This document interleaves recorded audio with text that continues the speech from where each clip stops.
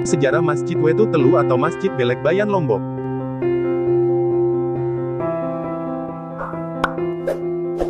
Sebelum lanjut silakan klik subscribe dan nyalakan lonceng notifikasinya agar selalu tahu updatean dari channel ini. Lombok dikenal dengan julukan Pulau Seribu Masjid. Salah satu masjid paling masyhur di Lombok ialah Masjid Kuno Bayan Belek. Masjid tersebut merupakan masjid tertua di Lombok.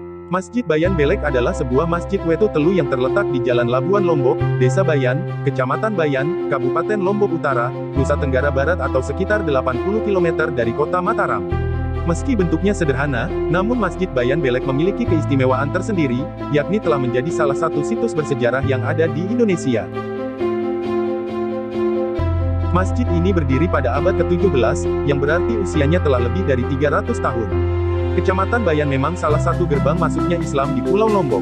Di kecamatan inilah, Islam pertama kali diperkenalkan, dan Masjid Bayan Belek merupakan masjid pertama yang berdiri di pulau ini. Bentuk masjid ini memang tidak berbeda jauh dengan rumah-rumah sekitarnya. Bentuknya yang sederhana membuatnya tidak mudah untuk dikenali dari tepi jalan. Bangunan masjid ini memiliki ukuran 9 x 9 meter. Dinding-dindingnya rendah dan terbuat dari anyaman bambu, atapnya berbentuk tumpang yang disusun dari bilah-bilah bambu, sedangkan fondasi lantainya terbuat dari batu-batu kali. Sementara itu, lantai masjid terbuat dari tanah liat yang telah ditutupi tikar bulu. Di sudut-sudut ruang masjid terdapat 4 tiang utama penopang masjid, yang terbuat dari kayu nangka berbentuk silinder. Di dalam masjid tersebut, juga terdapat sebuah beduk dari kayu, yang digantung di tiang atap masjid.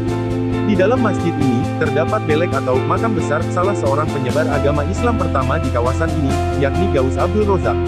Selain itu, di belakang kanan dan depan kiri masjid terdapat 2 gubuk kecil. Di dalam kedua gubuk ini, terdapat makam tokoh-tokoh agama yakni Pawelangan, Anyar, Titi Maspuluh, Sesaid dan Karem Saleh. Tokoh-tokoh inilah yang turut membangun dan mengurusi masjid ini sedari awal. Dilansir laman resmi Kemdikbud, Sunan Pengging, pengikut Sunan Kalijaga, datang ke Lombok pada tahun 1640 untuk menyiarkan agama Islam. Ia menikah dengan putri kerajaan Parwa yang kemudian menimbulkan kekecewaan Raja Goa. Selanjutnya Raja Goa menduduki Lombok pada tahun 1640. Sunan Pengging yang terkenal dengan nama Pangeran Mangkubumi lari ke Bayan. Di desa itulah ia mengembangkan ajarannya, yang kelak menjadi pusat kekuatan suatu aliran yang disebut Wetu Telu yang berarti, waktu tiga.